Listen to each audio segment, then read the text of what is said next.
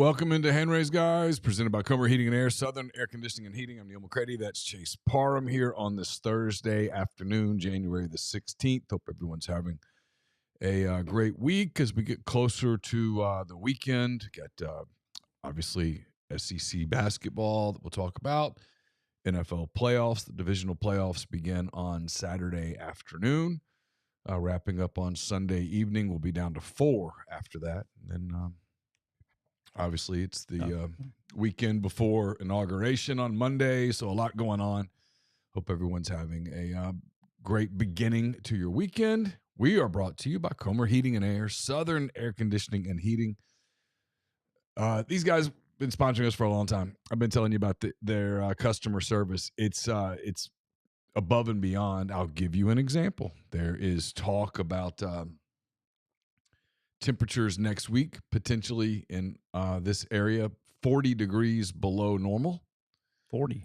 Okay. I've lived in North Mississippi for a while now. I feel comfortable saying that typically in late January in North Mississippi, it's quite cold.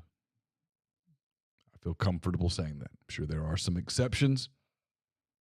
I think as a rule, you can bet on cold weather. So 40 degrees below that is the kind of thing that can do damage to pipes and such.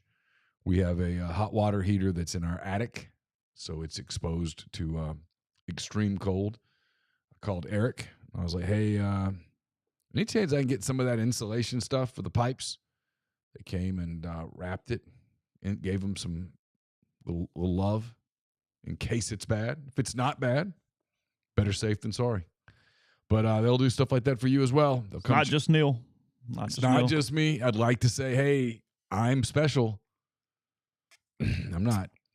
They'll take care of you. So in the event that we have 4 or 5 days of cold, if you're having any issues at all with your heating system, you live in Oxford, Batesville, Tupelo, that area, call Comer, 662-801-1777. If you live in the Memphis area, Hernando, South Haven, those areas, Horn Lake. We're seeing Horn Lake Soccer later this evening. If you live in those areas, get in touch with our friends at Southern, 662-429-4429. We're in the Clark Ford Studios. Clark Ford's in Amory, Mississippi, 662-257-1900. Call that number. Ask for our buddy Corey Clark. Tell Corey what Ford product you're looking for. He will send you a quote within 15 minutes in business hours. Right to the bottom line, no hassle, no haggle. You get your quote. The rest is up to you. You can shop that quote around. You can do what I've done, what I recommend that you do, and that is hop into a Clark Ford today. You will not regret it. 662-257-1900. We'll open up the Campbell Clinic Hotline in a moment. It is obviously sponsored by Campbell Clinic. From fractures and sports injuries to complex spine and limb conditions, the pediatric orthopedic physicians at Campbell Clinic in Oxford are the only specialized pediatric orthopedic team in North Mississippi, providing expert care for growing bodies. Visit CampbellClinicOxford.com to schedule an appointment or call 901-759-3111. This will be the Friday Blue Sky live and podcast version. Chase, what's going on at Blue Sky? They got a special announcement coming up here soon, but we'll let them do that. You probably see it by tomorrow morning when this goes live in a podcast form. But, they're all over the state of Mississippi, including here in Oxford with the Oxford X sign. A lot of options, including a lot of Sweet Daddy's options, ribs, pulled pork, wet or dry, side items, desserts. You can even call ahead. They'll wrap them up, have them ready to go, let them take care of dinner for you, whichever day it is you would like. So, again, that is Blue Sky and Sweet Daddy's locations in Oxford and all over the state of Mississippi. I was going to see if they were going to show the SpaceX catch the rocket. Is that now? Supposedly it's about to happen. Okay. So I was turning to one of the news channels to see if we get to watch that. That's pretty freaking cool. That's cool, yeah. It's one thing when it takes off. It's another thing when the thing catches it. That's pretty badass. It's pretty precise. I mean, you can go to the parking garage and you watch people try to back up into a parking spot, and then you think they're taking a rocket out of space and landing that thing in a specific spot. And tell me that's not badass. Their backup cameras are much better, though. So they're ready to go. Whatever it is, it's pretty cool. Yeah, I did not see that. Chauncey says he heard an interesting conversation on Super Talk a minute ago. Only 70 players have declared for the draft this year, half of what it usually is at this point. Oh, is that right? Makes sense. It's another tributary of where we're headed. That's not a shock. I was listening to a podcast this afternoon when I was out walking. It was Jed Hoyer, the general manager for the Chicago Cubs, and I guess he's president of baseball ops or whatever. He's the dude that does all their stuff. Yeah. And he was talking about all of the RSNs, the regional sports networks, that have basically gone belly up, and how that's impacting free agency and trades and budgets and stuff. And you could tell, he didn't say it, he hinted at it. You could tell that it is the big fear in that sport about the next big TV contract, because young people are cutting the cords, and he said they're not going back. They're not going to suddenly go back to cable.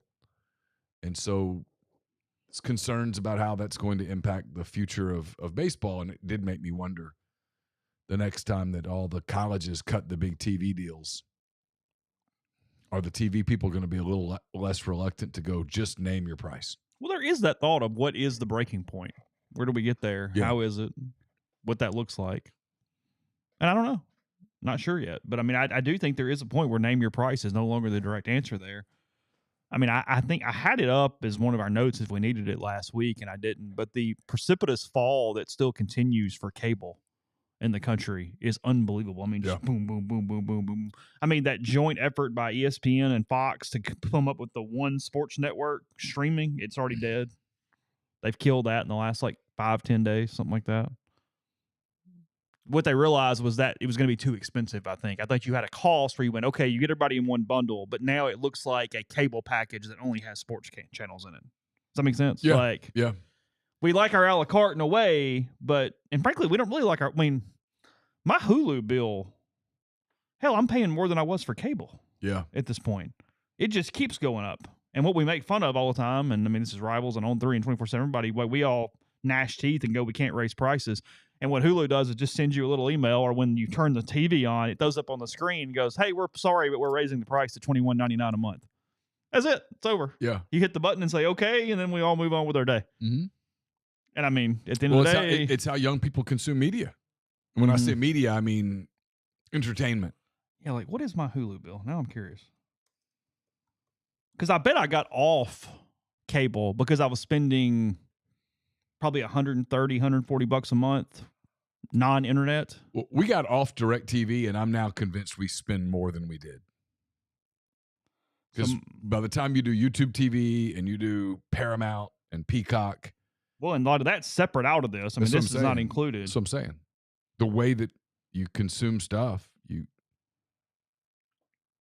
So I have... Okay, and I've got some add-ons. So I've got the Hulu no ads plus live TV thing. That comes with Disney Plus and ESPN Plus because it's a big bundle. Okay. And I have added on Paramount with Showtime, unlimited screens. And actually, I have Stars add-on. I didn't realize. I will cancel that. I did not know I even had that as of this morning. Someone got you. And it is $126.23 a month. Yeah. So that's about what I was paying, and that didn't include Netflix. That didn't include HBO Max. You get Peacock? I got Peacock. Okay, there you go. There's just enough on Peacock to get me on Peacock. And they just enough. And they slipped those prices up too. I don't have Apple TV right now, or Apple Plus, or whatever it's called. Yeah, we do. I go in and out on that. I don't need it all the time, and I'm not loyal when it comes to that. So I guess taking out Stars 11, I'm still doing $115 a month. Chauncey, where can I find this? Tell me what network or wherever I can find this spaceship landing back on planet Earth.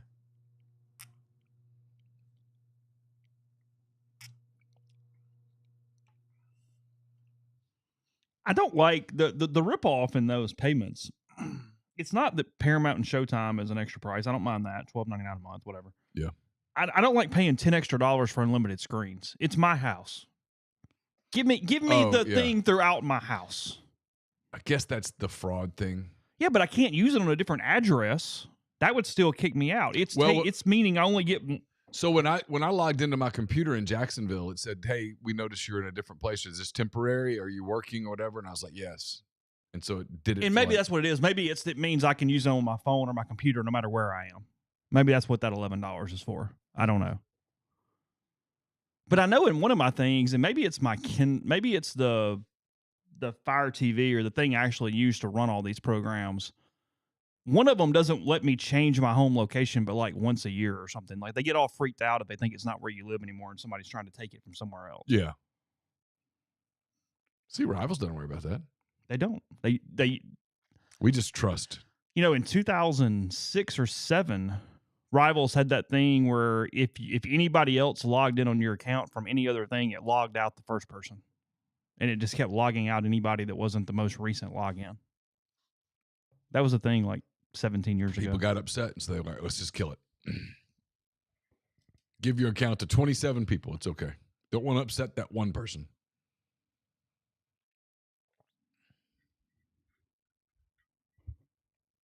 I mean, there's a lot of people out there. A lot of you guys probably just use the Fubo or whatever and then use this and that. Yeah. Sling TV was a thing for a while, but I haven't heard of Sling TV much in recent past. Terrible news today. Bob Uecker passing away, by the way. We talked about that on McCready and Siskey. It's just 90 years old. Yeah, he was 90. I mean, he was 90, but such a voice, such a human for baseball. I mean, he was the Milwaukee Brewers. I mean, I was thinking about, I said this earlier, not everybody listens to every show, so I'll say it again.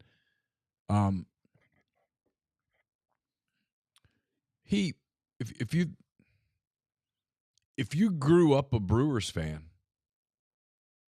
and you are anything like me where you like listening to baseball, sure.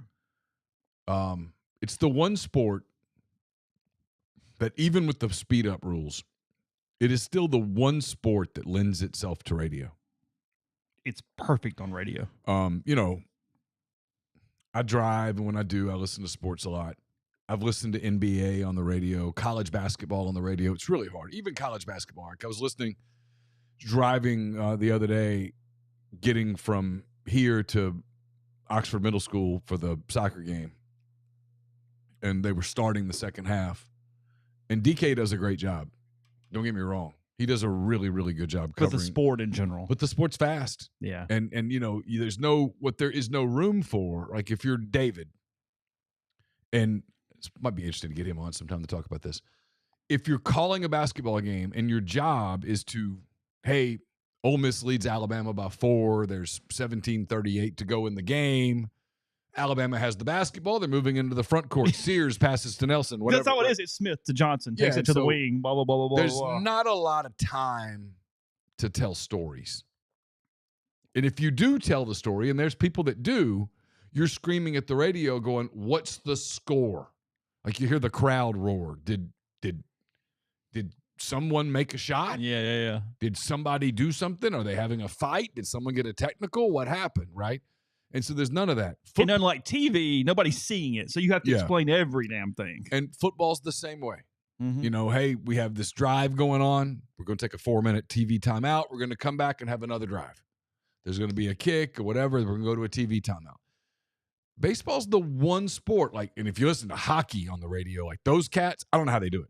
Like, I genuinely don't know how someone broadcasts hockey. And they do it because I listen to it sometimes. And they do a phenomenal job. But it's great. And then you got all the Russian names and stuff, and it's like, Tekashenko to whatever, and you're like, dude, just someone. Your anxiety starts getting up. You're like, oh my God. But baseball's the sport where on the radio it's different. And I was telling Tyler this. I mean, if you are a fan and you listen to a team or you watch a team, most of 162 games in a year, well, sure, some of the games are going to be great baseball games where the game carries the broadcast. But your team's going to get blown out 15 times. Your team's going to blow teams out 15 times.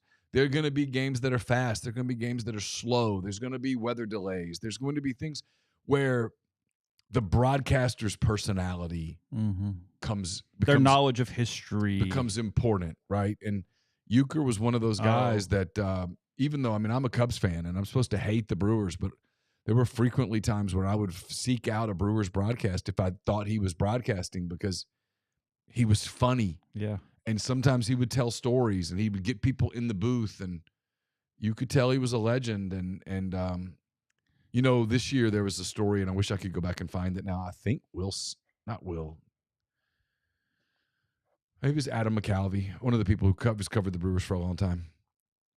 And, you know, the Brewers lost to the Mets, the Pete Alonso home run, all that stuff. And the season ended, and the story was sort of told from the perspective of Bob Uecker walked into the Brewers locker room afterwards, and he was the kind of comforter in chief.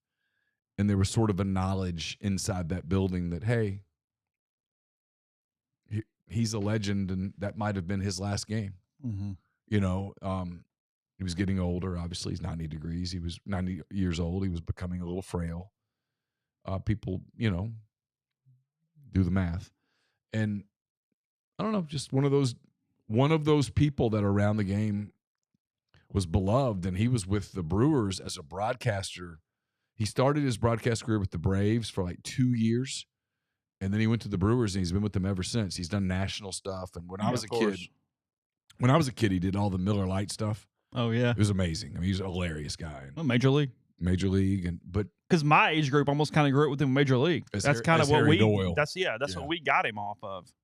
But he was the voice of the Brewers for a long, long time, the face of the Brewers, the soul of the Brewers, and you don't get that in almost any other sport but baseball. You don't to that degree, because I mean, it says here, and it's right. You feel like you have a personal relationship with your radio guy of your baseball team over the course of seasons and time and whatnot. That's at the college level, the pro level period. Because yeah, there's downtime. It's inside jokes. It's callbacks. It's doing all these things. I mean, you can find them all over YouTube and stuff. Listening to guys like Uecker and Scully and those guys that are weaving these long stories into the action, where you still aren't missing out because they're telling this and like, hey, it was 1972 and this and this and this, and then then they go, okay, strike three, a little up, and then blah, blah, blah, blah, and they're right back into the story. You're like, yeah, grounder to short, throws it across, okay, blah, blah, blah. And the way they weave it in and do it is incredible. It is calming. Look, there's a reason why it's a baseball game that sleepbaseball.com is, that puts you to sleep and lets you just hear, because it's this real mellow announcer just calling a baseball game, and you're off in your world and you're going. And I mean, those kind of guys they're dying or finishing up. I mean, it's one of the reasons why, and I mean, I'm biased because he's somewhat of a friend and I know him, but I mean, I think Ben Ingram can be one of those guys over the course of his career. He's got the voice, and he's got a ton of knowledge and the ability to captivate in those ways. Yeah. But I'll listen to Cleveland just to listen to Tom Hamilton. As a Cubs fan, I'm blessed because it's Pat Hughes, who's been with the Cubs forever. When did he start? He's with Milwaukee for a long time, but he's been with the Cubs 30 years. Okay. So I mean, my summers, I mean, I listen. The season comes around, I've got the app. I'll listen to the Cubs broadcast walking the dogs or going just out for a walk. Sometimes I'd rather listen to the Cubs than watch the Cubs. And I mean, his voice is his voice is sort of synonymous with Cubs baseball. And and he and Ron Coomer are in the booth, and they just start talking and they tell stories, and you generally know what's going on. There's a 2-2 count to Cedeno, but yeah, it doesn't. It's the one at bat, the fourth is not changing things. 6-1 in the fourth on April the 28th. You're cool. We're just hanging with the guys for 3.5 hours every day, and that's something you don't get in any other sport. He will be impossible to replace in Milwaukee. Yeah, I mean, I see Jackson Norris in our stream. He says, I shed a tear watching Jim Ellis's retirement video. Dude's a legend, state baseball announcer he is Mississippi State baseball. I can hear him right now when I think about it in my head. You knew what you were getting. Just recently, Mike Keith took over at Tennessee as the voice of the Vols. I mean, he left the Titans to be the voice of the Vols. And we'll call everything like baseball and basketball. Is he? I think he's doing everything, yeah. Yeah, that's one of the things, whether it be Learfield or was it IMG and all the different sports networks on those things, they're no longer, and they had him local-ish to take over and do that, but they're not doing hey, next guy up in your local market. Those are national searches now for those jobs in the SEC and whatnot, and replacing guys. That's kind of different. I think Mississippi State's football announcer, it used to do Kentucky. Oh, is that right? And he moved to Starkville. Yeah, it's. I know Richard has turned down some SEC gigs. Like it's a national search now of trying to find those guys. It's not just who's the best local guy to replace whenever that does happen. Kellum gets asked a lot how much longer he's doing it, and he never really has an answer. I didn't even ask him. I saw him in Jacksonville. We were talking maybe at halftime. He kind of told me. I don't really remember exactly what he said. I don't want to say it. I mean, he's got grandkids now. Like he Yeah. wants to travel with Mary. Like they're Sure trying to. I mean, he's been doing baseball since the SEC tournament in 1977. It's a lot of baseball games. So do the math. He has done every season except one of Ole Miss baseball since the SEC tournament in 1977. So you figure Bob Uecker did do some fast math. I'm not good enough to do this math in my head. What are we trying to do? I mean, like number of games? Yeah, I mean, more than 7,000 regular season games. 7,000 regular season games. I mean, for context, Jim Nantz did his 500th NFL game the other day, the Buffalo Denver game. Is that what it was? Yeah. It was his 500th NFL broadcast. 27, and let's say 55. Yeah, he's done some postseason. He's done spring training. It's almost a huge number. I mean, I'm gonna estimate Kellum has called about 2,600 Ole Miss baseball games. 2,600? Yeah. Yeah. Something like that. That's a lot. I'm going to give him an average of 55 games a year because he lost the what we call some early when he's got basketball carryover and their stuff. Let's just call it 55 for the hell of it. It's a lot. Savoy is really good, by the way. He's Eli's excellent. Very good. He has a very good baseball voice.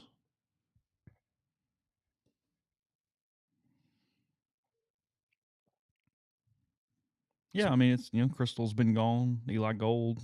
Well, I mean, it's that era of Chris knowing Stewart, and the guy. Chris Stewart will probably be that guy at Alabama.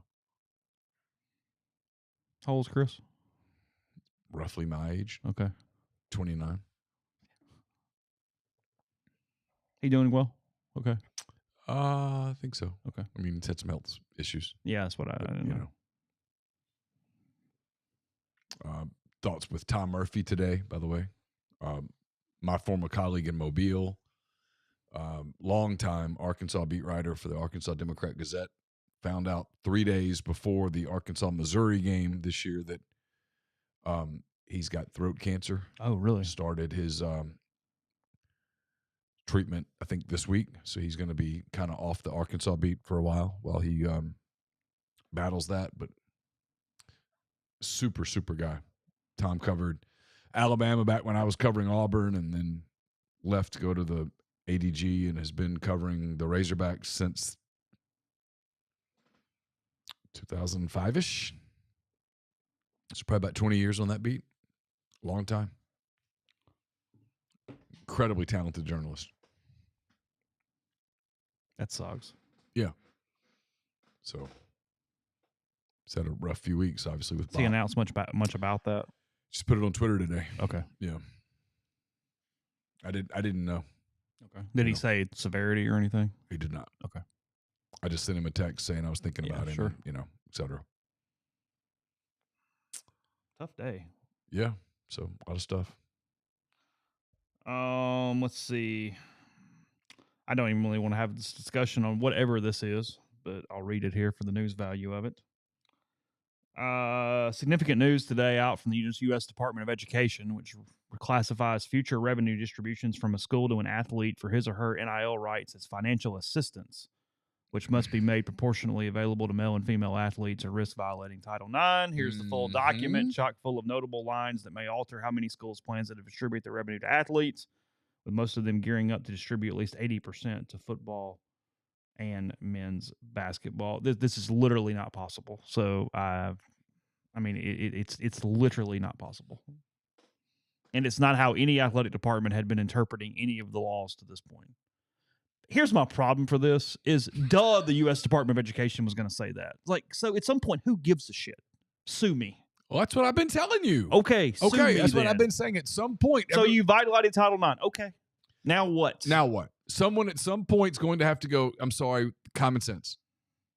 Or it's going to blow up. Because if you're going to strictly interpret Title IX, and I've asked you this before because you've talked to a lot of these people, and you'll say, well, they said this and this and this. And I said, what did they say about Title IX? And everybody's like, well. Everybody's basing it off that back pay formula. Mm-hmm.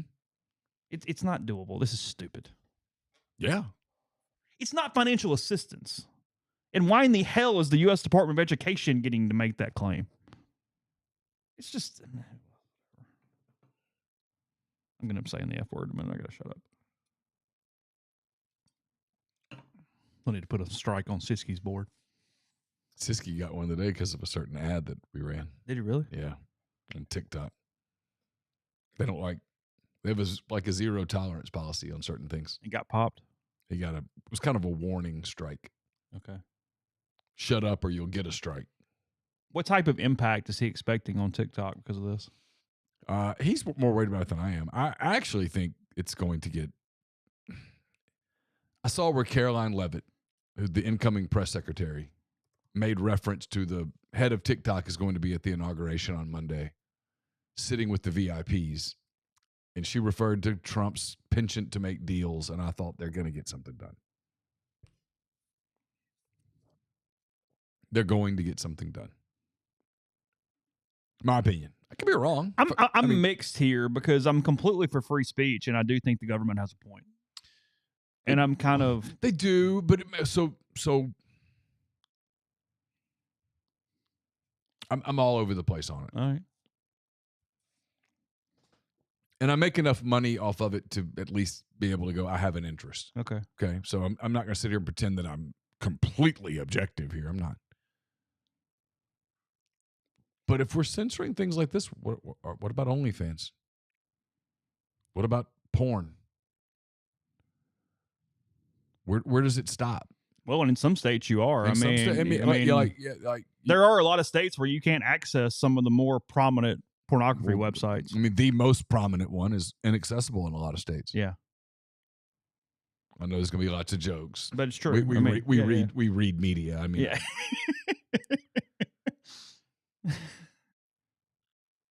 But, I mean, OnlyFans is every bit as destructive as TikTok, if not worse. Yeah. So where's the line?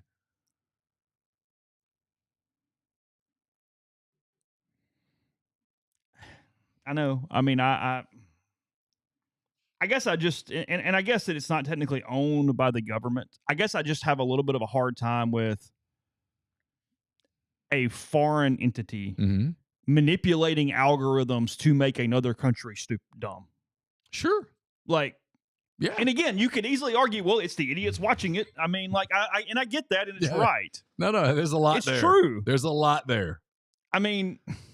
We're so concerned about I'm passing out bullets to you, but you still shoot yourself. Like, I mean... We're so concerned about our education and stuff. And look, my kid goes to one of the best schools in Mississippi, and I will bite my lip until May. After that, it's fair game.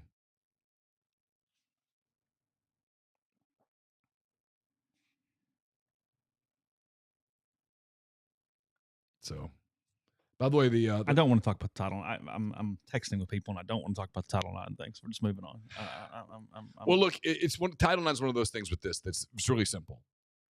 If it is going to be enforced to the letter of the law, it's over. It's not doable, and it's all going to blow up. Well, I mean, somebody with knowledge just texted me and said, okay, schools just completely opt out of the thing then and just keep the collectives as they are and funnel money, and then schools that have the legislature set up to pay it out of themselves, they just do that instead. Sure. Nobody said you had to opt into the damn settlement.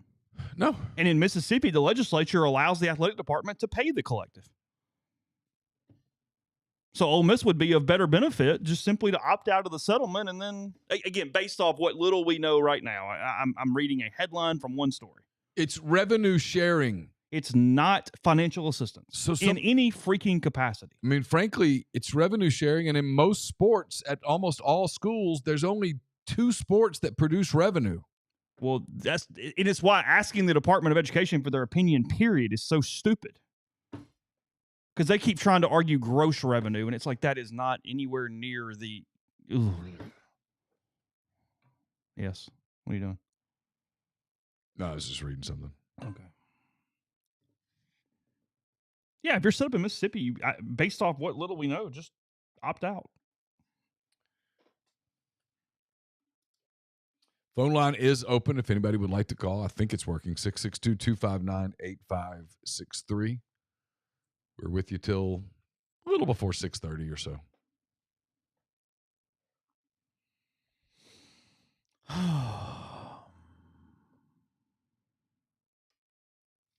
You worked up about it? I'm fine. It's just at some point, people will either go, hey. I'm not shocked that was their opinion. I just don't think they should have an opinion. Well, they shouldn't.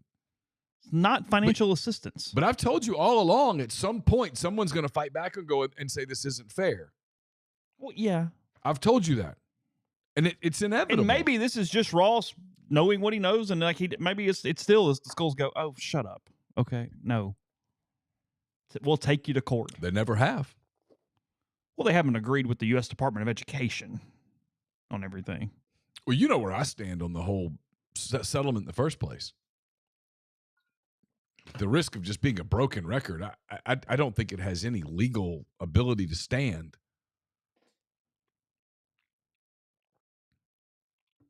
It was an agreement that was made without one of the key people involved in the agreement sitting at the table.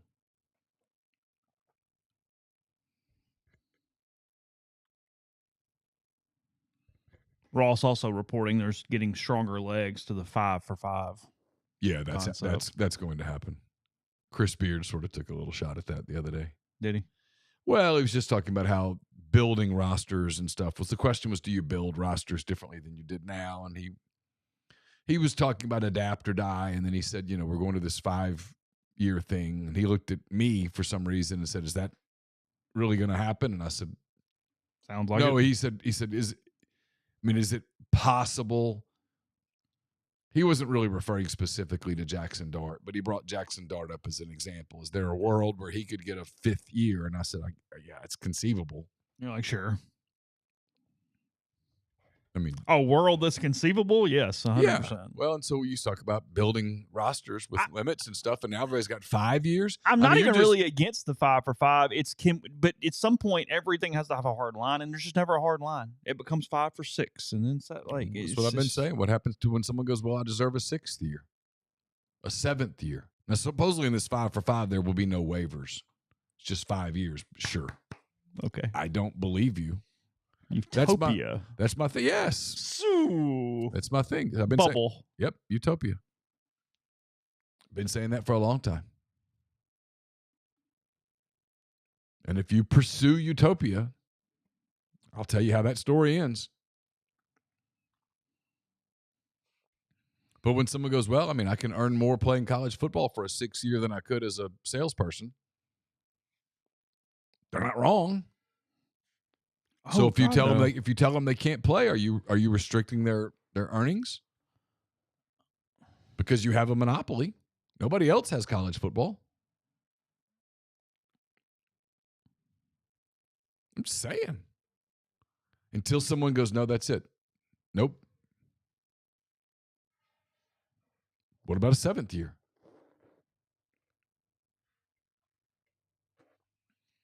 I mean, 8 years, 9 years. I mean, J.J. Pegues could probably make more money at Ole Miss next year than he could make in the NFL. J.J.'s what, a 6th-round pick, 7th-round pick, free agent? Yeah. What would he make at Ole Miss? Mm-hmm. Super. 100,000.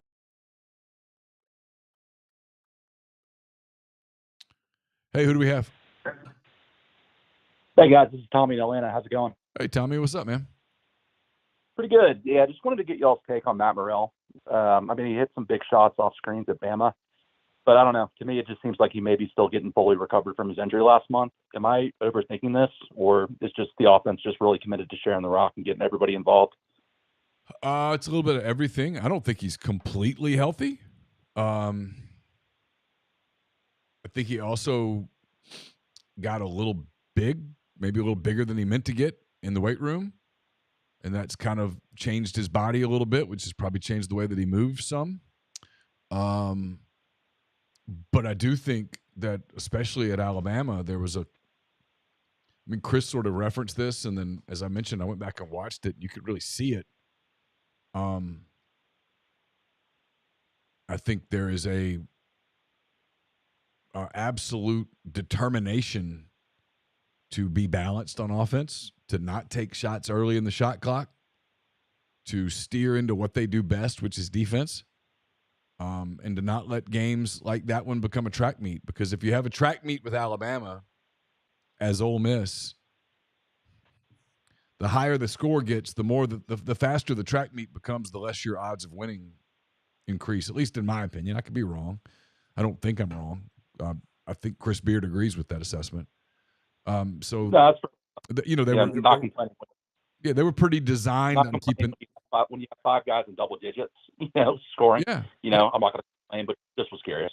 Yeah, it makes you harder to defend if you've got multiple people who can score, multiple scoring threats. Makes you harder to prepare for. Obviously now, if you're Chris Jans today, right? As you get ready for Ole Miss on Saturday, you're probably beginning to put more of a scouting emphasis on how do you slow down Malik Dia. Sure. That makes sense. If I were Chris, that's what I would do. But right now what they're asking of guys is to accept roles. And so far, guys appear to be doing it. Look, there's a lot of, if you saw guys just jacking shots up trying to get theirs, you would say that a lot of the preseason talk was just that. It was just lip service. But I can remember being at one of the workouts in late July, I think, and there was a lot of talk about selflessness and about sacrificing for team. And these is a bunch of older guys who really none of them have. I guess Juju Murray was on that St. Peter's team that went to the Elite Eight. Is that right? It was, yes. Jamin Brakefield in his 1 year at Duke, they probably made the tournament. I don't know that Jamin played much of a role in it. You've got a bunch of guys who, frankly, haven't been to the tournament. That's what they've wanted to do, and they haven't been there. And they all say they want to do it. And if you say that, you've got to back it up with actions. And so far, this team's kind of doing that. They're putting a team in front of individual goals, and a lot of times when you do that, teams become really difficult to defend, and they're balanced. And I know Matt's at the top 10 in scoring and all of those things, but I do think Matt wants to finish his career making a run in the NCAA tournament and not have that legacy of, you were at Ole Miss forever and you never won. No, I agree, and I think that's the best part about him too, is that he's a team guy. That's pretty apparent. And then Neal, just one more quick one, and I'll get out of here. So I'm a Cubs fan. Not sure if you saw. I think it was about an hour ago that they voided arbitration with Kyle Tucker. No, I didn't. And what do they settle? Yeah, might be a call for a different day, but just Jed, haggling over what was it, like $2.5 million seemed a little ridiculous to me. Especially trying to start the relationship on the right foot. So I don't know. So it's interesting. I was listening to a podcast today with Hoyer, and he talked about that. He said that whole thing with Tucker and arbitration did not raise his heart rate one beat. He said that they have a good relationship with him, that they have a good relationship with his agent. Casey Close is his agent, and that was more about precedents and stuff and unions and stuff than it was the split in the money. He was pretty convincing when he said that wouldn't have an impact on anything. That's fine with me. I'll take his word for it. It just, I don't know. It just irked me as a fan. Sure. The Ricketts. It is what it is. All right. Well, thanks, guys. I really appreciate it. Me and my fraternity brothers from Atlanta, Denver, and Lexington, we've been watching and listening to y'all for a while. Just really appreciate the content you put out. So keep up the good work. Thank you. Appreciate it. Appreciate that. Thanks, guys. one more thing here that makes this Department of Education thing laughable. And it is worth noting that those are appointed positions by the president, and we are having changes here in the next That's the rumor. few days. So just keep that in. As this it feels like a bit of a, hey, we're throwing some guidance out here before things change soon. Because I read from D1 Ticker put some stuff out a second ago that Ross did not at least highlight in his tweets. They said they further stressed that even when NIL payments are made by third parties such as collectives, schools remain responsible for ensuring that these do not create sex-based disparities. Okay, now I'm really not listening, and we're just moving on with our day. So now this is a nothing burger completely, and I'm done. Never mind. I actually feel better when they say something that nonsensical. I'm offended you would say that. Come Uh-huh. on. You read it to me one more time so I can really digest that. You want to digest it again? Yeah. They further stress that even when NIL payments are made by third parties, such as collectives, schools remain responsible for ensuring that these funds do.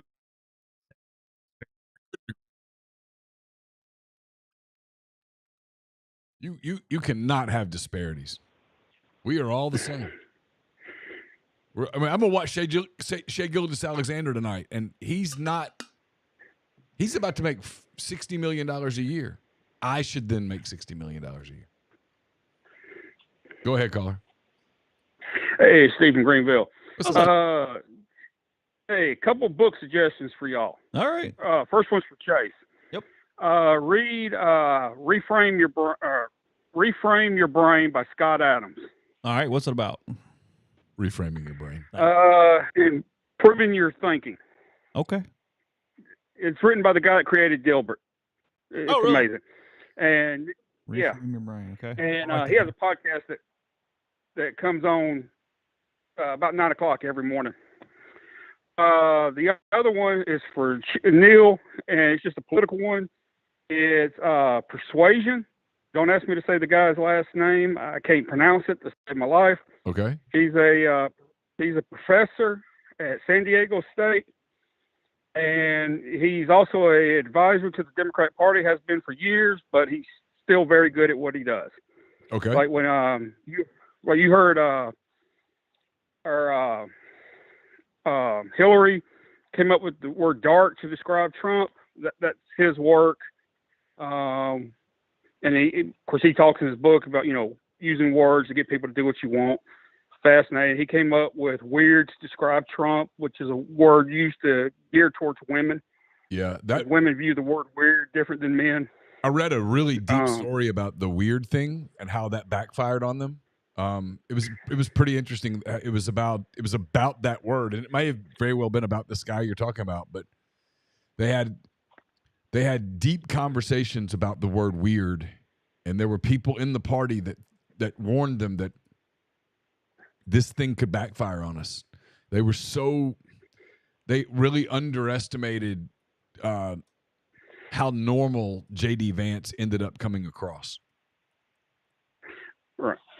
Well, Scott Adams did a deep dive on the word weird, and he said, to women, the word weird is scary. Yeah. It's to men, it's interesting. It's, it could be interesting or exciting. It's different. Yeah. The second thing, y'all need to, since you're a baseball fan, take a look at what's his name? Does all the rockets? Elon Musk. His proposal for H-1B visas. He wants to put a 20% tax on them. So if you pay somebody $100,000 a year, you're paying $120,000. Sorry, you're paying $20,000, an additional $20,000 in taxes on that. And what would that do to, say, the Dodgers and their contracts? Because they got what's his face that he's here on an H-1B visa. Shohei. Yeah. So now they got to take 20% of what he makes, an additional 20%, and pay that in taxes to keep him. Oh. That's interesting. Yeah. And of course, he has Trump's ear. And last thing, I'm fascinated by NIL. I love listening to y'all talk about it. It makes one of us. So you're the one, Steve. Hey, we found Steve, everybody. Because, hey, Steve, everybody else yells at us, and I'm getting it. I yell at myself. We'll get through at the show about NIL, and I'll look at Chase basically and go, we can't do that again. And then we do it again because it's such a pervasive topic in the sport that we cover. I get it. They don't like it. It makes them feel uncomfortable. You know, it's like telling an addict you got a problem, and they don't want to hear it. Good way of putting it. But I'm absolutely fascinated by it. I mean, I'm more interested in it than I am the actual games. All right, I'm curious. I'm gonna drill down on this a little bit. When you say you're fascinated by it, in what way, Steve? There's no wrong answer here. I'm genuinely fascinated with what you're about to say. Well, first of all, I told people this was all coming. Just about everything that's happening, I've told people for years it's coming. So part of it's I'm right, you know. Sure. You know, and it's a sad dog that don't wag its own tail. Sure. But the other thing is okay, this is what's going to happen. How are people going to react to it? I love watching how people react to things. Same. And I keep seeing, and I don't think you have to worry about the fans, you know, being turned off by this. That's the people going to want to go to their games. That's the fascinating part to me. I'm genuine. People think Chase knows well enough. People think that I'm trolling when I say this, and I'm not. And I understand why people think I am. I get it. So I always try to think of how can I reposition what I'm saying to make it less obnoxious, because I don't mean it. I don't mean it in an obnoxious way at all. I'm genuinely surprised that all of the player movement and all of that stuff, and this isn't just Ole Miss, right? Because, like, I told Chase this. I went to the LSU Arkansas game in Fayetteville the weekend after LSU and Ole Miss played, and unlike LSU at the time, who was in the national playoff hunt, and Ole Miss at the time, which was very much in the playoff hunt, Arkansas was not in the playoff hunt. They were done. This was middle of October. Mm-hmm. They're done. They weren't going to the playoffs. Everyone could see that they weren't going to the playoffs. Yet, it was a 6 o'clock kick on ESPN. It was a great weather day in Northwest Arkansas. It was completely sold out. It was completely sold out. They have this team full of guys that nobody knew who they were. The quarterback was the quarterback at Boise. The year before, they lost a bunch of guys. They were getting ready to lose a bunch of guys off that year's team. And the place is packed. And I thought, it's what did Trump say in the election? You got to make it too big to rig. I think it's too popular to break. Right. I think it's too popular to break. You can't break it. Well, I think that is you can do anything to it. I think that's the ultimate goal, is to break college sports. I mean, I think there's a war on anything that's uniquely American, and that's the aim. But for most people, it's an escape. For 3 hours, I don't have to think about anything. I can watch a football game for 4 hours if you're college, and I can get away. I don't forget my problems. I mean, what am I going to do? Find Jesus and start going to church? God forbid. Well, I mean, so I guess devil's advocate to that, right, is that someone would say, well, if you destroy college sports, maybe you find that same escape in pro sports. And I just think that's where the whole alma mater thing and the tradition, and my family's always done this, that sort of overrides it. And it just makes it where it doesn't really matter who the players are. You're just going to go support it, as opposed to pro sports. And I see you kind of see this lay itself out, where if it's a pro sports team, like if you put the same rules into Major League Baseball and the NFL and the NBA that you have in college sports today, where you can just leave. You can get in the portal twice a year. You could leave. You could literally go to mini camp with the Saints, decide that, nope, I don't like that, and go play for the Lions. I think if you did that in pro sports, it would die within a year. Like, I think there would be it would be malignancy. And I think what we've seen, at least to this point, is that college sports is, because of the emotional attachment, because of the sentimentality and the nostalgia and all of the family ties and that type thing, it's kind of fireproof to that. Mm-hmm. Well, wait till the players say you play 6-7 years in the NFL, you can't play in the NFL anymore, and then I can re-enroll in college. I mean, look. Nothing is impossible. Nothing is impossible, Steve. So sure. I mean, I don't think we ever get there. If we do, it's a long time. But look, I don't think it's outlandish that a player will say, I can make more money as a 6th-year college football player than I can doing anything else, and you don't have the right to restrict me. I don't think that's outlandish that at least case is coming down the road. Well, last thing, and I don't think this is too distant in the future. Wait till the players say, "Why do I got to go to class?" Yeah, we're kind of there. I mean, we're not far. They're all. It's all online anyway. Everything's online. It's wild. God bless the compliance, or sorry, the academic people who have to keep you on a degree progression. End quote. Yeah. You thought Spencer Sanders' deal was hard getting that done. Well, hey, I mean, listen, I'll tell you, college football should applaud themselves. To my knowledge, this was the first year ever that no player was ineligible academically for a bowl game or whatever. Everybody got it done. 100% success rate this year. Oh, it's true. To my knowledge, I'll tell y'all, nobody was deemed academically ineligible. That's always been a thing, right? Yeah. Well, I'll end with this story. When I was at Ole Miss, I took Spanish. Now, I never had a foreign language in school. Never. I took college algebra 6 times. So you did one better than me. But the highest math I ever had in high school was algebra. So I had to learn all that stuff on my own. Anyway, I asked a football player that was in my class, I said, who do I need to hire for a tutor? And he gave me the name of one of the tutors. And I went to him. And the first thing she told me was, "I'm not going to help you cheat." I said, "Fine, I don't want to cheat." She then pulled out a copy of the upcoming test and said, "Okay, you can immediately eliminate C and D." I said, "B?" She goes, "Try again."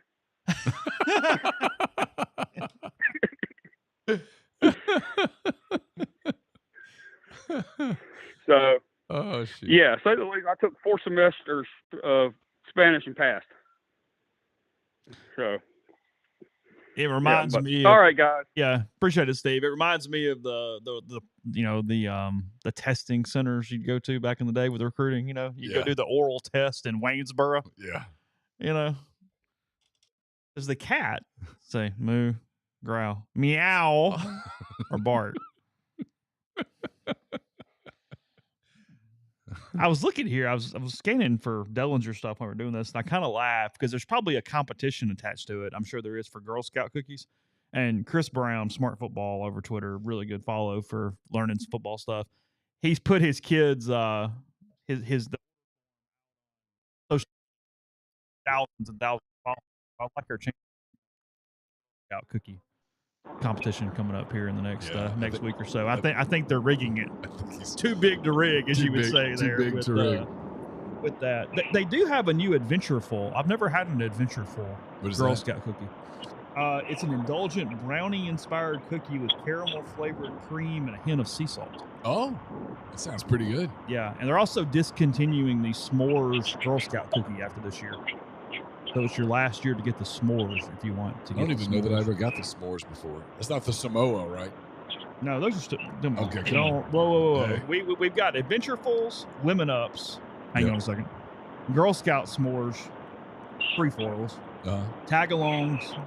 Yeah. Thin mints, Samoas, Do-si-dos, and Toffee-tastic. What's the last one? Toffee-tastic. It's a butter cookie with toffee. Oh, that's a new one. I'm not familiar with it. Okay, yeah. I mean, Samoas and tag-alongs are. I'll fight you for tag-alongs. Those some bitches. I mean, I will fight. That is a hill I'm willing to die I'm like on. happy and so depressed when Girl Scout cookies come to the house because you're like, no, don't do this to me. Give me a sleeve of those tag-alongs.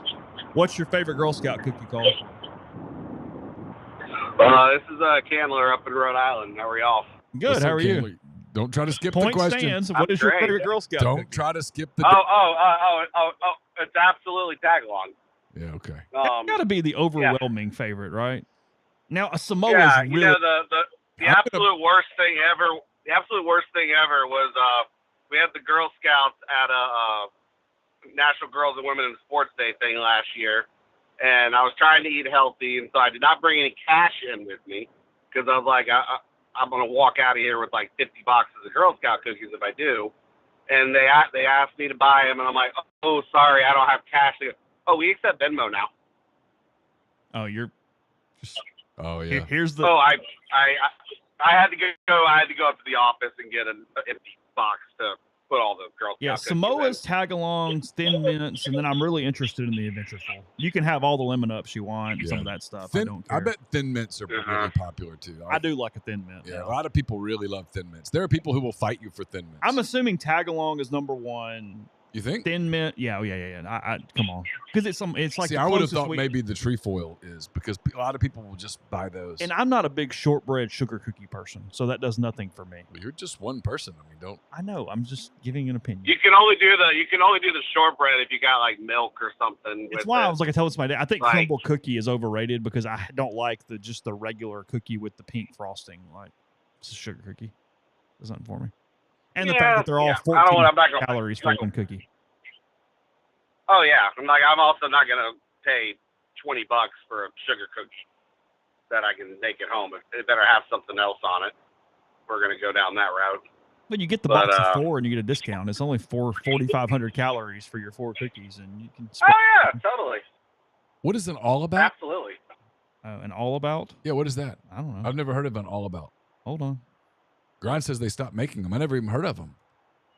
How did we miss I that? had never heard of it either. Yeah. Well, now we that caramel one you were talking Shortbread about. cookie dipped in chocolate. Oh, those are good. Yeah. Is that where half of it's chocolate? Yeah. Oh, yeah. Those are pretty good. Sorry, Candler. Go ahead. Oh no, you're good. I'm just as intrigued by this that the caramel one that you were talking about with caramel in the middle. It's gross. Oh, I don't recommend it. Oh, okay. It looked better than maybe Not a I fan. would have thought then. They're discontinuing It the almost Toastiers too. This gives- for anybody who's had those. What? The Oh, Toastiers. It's a lime green background. It's a French toast flavored Girl Scout cookie. I've had that. I like that one. That's a bummer. Yeah, it's gone along with the s'mores. Get your ass out of here. Gone. Wow. Yeah. Well, they're probably making Well- room for some new creations, though. I mean, something will. It's like Ben and Jerry flavors. They'll bring something to you. The greatest market, as a marketing professional, the Girl Scout stuff is the greatest marketing scheme in American history. Multi-billion-dollar industry that you don't pay a dime for the workers that move all your products. The sales team is completely free. true. It's Total rock. If you ever want to see something funny, y'all know the comedian John Crist? Yeah. Look up his, he does like the skits. Look up the one about like Girl Scouts marketing meeting. You'll die. He's like, oh, so we're gonna like put these in like all the retail stores, right? Like, no, we're gonna set up a table like outside of them. You mean where people are leaving the store with the food they just bought, and then they're gonna buy from us. What if they already bought cookies? Oh, they'll buy ours too. Like, Not you're wrong. right. Yeah. You're not wrong. Because there's So no, like everything about that scheme. when the little Girl Scout's standing at your front door, you just order. Oh Yeah, yeah, Yeah, you feel bad. yeah. Like I said, What are you gonna it's say? terrible for you, but like that's what. Kick rocks, little girl. Get the hell out. No, I mean you just. Well, that's why I get thought I was order. being. I thought I was being smart last year by not. I really wish I could. I would buy so many boxes, but I don't have cash. And she Yeah. literally holds up a whiteboard that has a Venmo QR code. I'm like, Genius. shit. Yeah. Oh yeah, like she totally teed me up for that too. Oh yeah. Like those girls are vicious. But I'll tell you this. I got back from we played at Loyola Chicago last night, and got back at 4:00 in the morning this morning, which was a real joy because we had the 9 o'clock at night tip off on CBS in Chicago, so that was fun. Sister Jean says hello, by the way. I was wondering if she was there. She's there. She's old. Oh my gosh, she's. Where'd y'all stay in Chicago? Assuming she was breathing.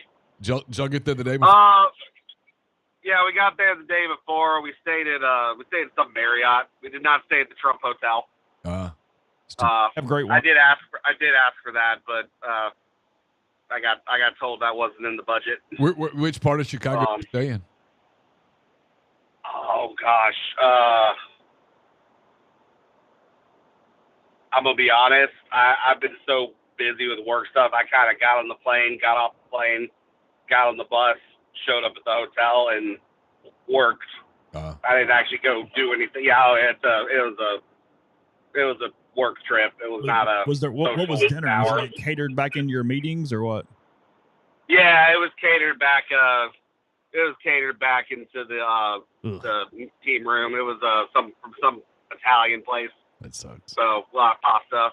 Okay. So it was good. I mean, it was good, but yeah, it was definitely one of those where you're like, I was kind of along for the ride, and you could have taken a Osteria via Stato. That would have been fantastic. Sit at the bar. Yeah, see, I didn't. Now that I'm like saying all this out loud, I'm like, why the hell did I not like text you before?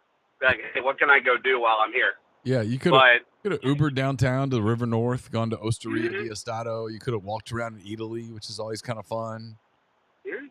Yeah. Well, if I'm at Rhode Island 2 years from now when we go back to Loyola, there you go. I'll take more advantage of it. But I watched us have guys roll their ankle on 4 straight possessions last night. Yeah.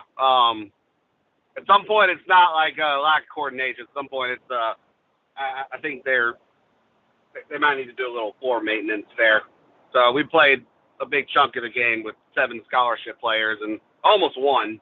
Oh wow! But couldn't make some shots down the stretch, and then we had them. They had 9 team fouls with 11 minutes left in the game, and so you're like, okay, that's a great position for us. They finished the game with 10 team fouls. Wow. So yeah, magically the whistle just stopped. Huh. You're like, oh, so it's funny how that works out. But yeah, I mean it was a tough loss, but we got to play Davidson on Saturday at home, and I'll tell you this: you're playing. This might sound awful, but you're playing Davidson when you're putting their roster together, and all the kids are Mark, Joe, Bobby, Mike, Jeff, Ryan. Yeah, they're. I'll let you pull up their roster. Yeah, pull up their roster, and you'll see what I'm talking about. I'm not gonna say that on live TV or live whatever this is. We're not federally regulated. Yeah, there you go. Not TikTok. Yeah, they're it's a very, as my mom said, it's a very lily white looking group of guys. Hey, Neal, if you're the political book guy, right? I do like political books, yeah. Okay, so here's one that I go back and read. I go back and listen to on audiobooks whenever I'm like feeling down and want to perk myself up a little bit. It's called Shattered, and what it is, it's from the 2016 election, and it's these 2 authors that the Clinton campaign was so confident that they were going to win that election that they hired these 2 authors to put together this book and gave them complete unmitigated access to the campaign however they wanted, so that when Hillary won, they were immediately putting together the behind-the-scenes book of the first female president and how she shattered the glass ceiling. I've read this one. Oh, really? Yeah. Oh, you did? Yeah, it's really good. Oh, it's yeah. They go, well, we got all the stuff, and we don't even have to change the title.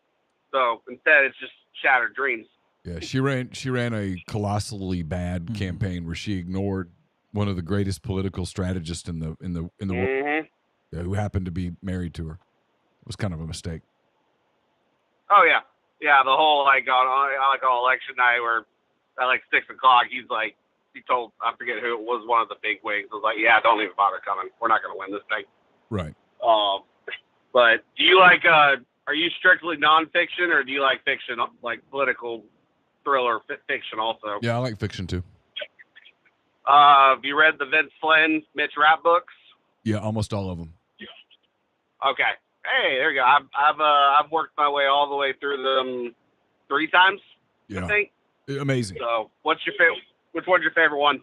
I'd have to look at the titles again to remember because it's been a minute, but I liked all of them. I mean, I was crushed when he died.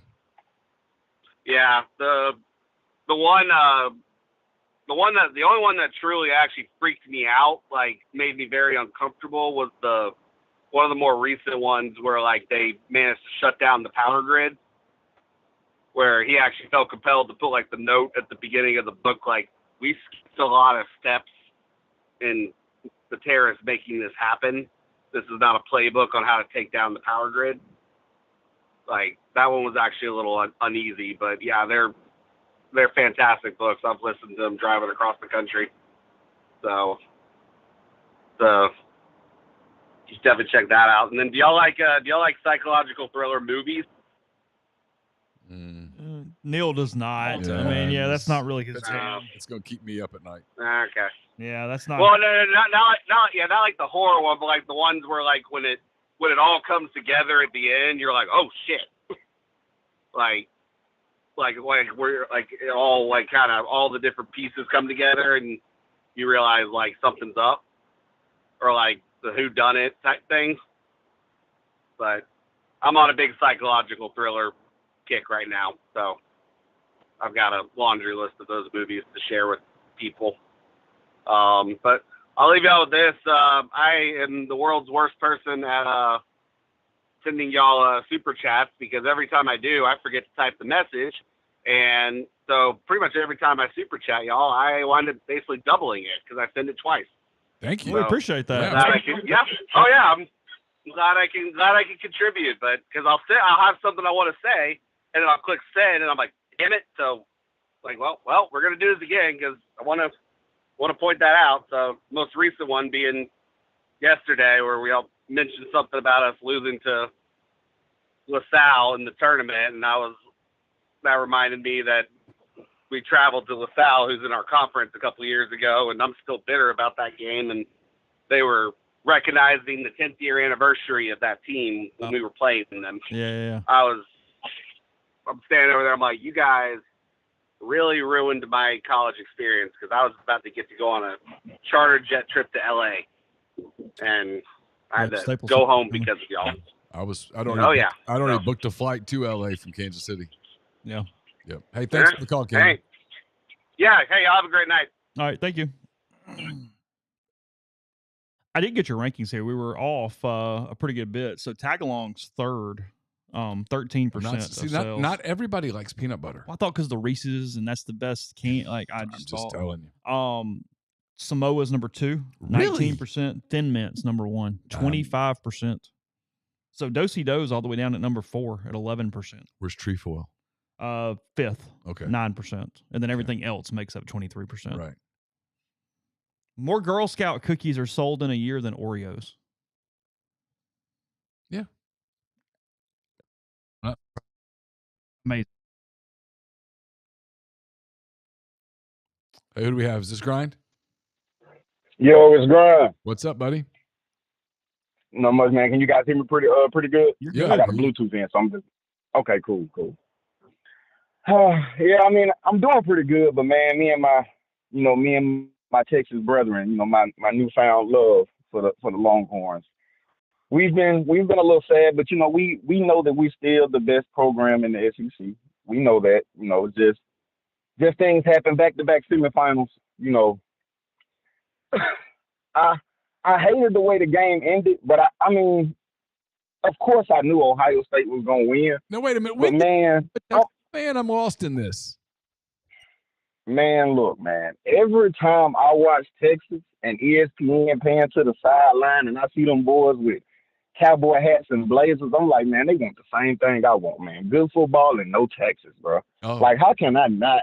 Okay. How can you not get down with that, man? Like, I needed some context. Have you watched Yellowstone, Grimes? Is that your jam?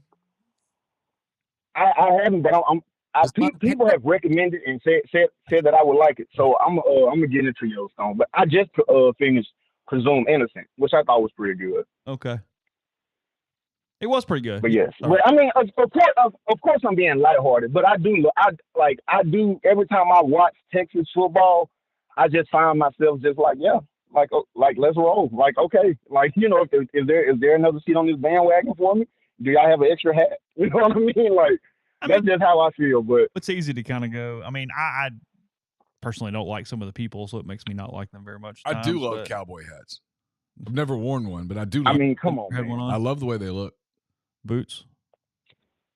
Boots do look cool. Do you have boots? I don't. Have you worn cowboy boots ever? I have. Okay. Yeah. What made you stop? I have such weird feet that I'd have to get them fit. They weren't insole stuff. They didn't fit right. Oh, really? Yeah. Did you give it a lot of effort? Did you try? Yeah, I was about to say, yeah, they got like the square in, and Yeah, I mean, I can see where that could be a problem. I kind of like getting the extra couple inches from them myself. So I mean, it's a pop. That's what she said. Hey, Texas. That's what Dennis said. Only next 4 out in Lenardi's bracketology today. I mean, he got SC teams every damn where. I mean, look, that's just how powerful that horn logo is, man. 1 and 3 in the SEC, and he's still hanging in there. Well, he's got Arkansas first 4 out ahead of Texas, and got Vandy first 4 out. Yeah, man. Look, 30 last 4 by. It is. I guess since we're already there, it is crazy. I mean, I didn't think Kentucky was gonna win the breakup like this, but god damn, bro, Kentucky went and got. Yep. I mean, geez, and got the they like heal Kentucky's soul too, because like they I want. mean, not only like they found the millionaire that kisses her feet. I mean, yeah, they are just over themselves. Like, I've been wanting to be with you since high school, Kentucky. You haven't. Oh my gosh. Now, in fairness, I do want to see what this cat's like in about 5 or 6 years when he's completely full of the psycho, right? When he hasn't gotten all entrenched yet. He's not full yet. The glass is not. He hadn't lost around the 32 game to Wichita State yet. Yeah, he's still very much in the honeymoon. Very much in the honeymoon right now. I'll tell you this much. KSR, Matt Jones, they put the over-under on how long he'll be at Kentucky, and they said 13 and a half years.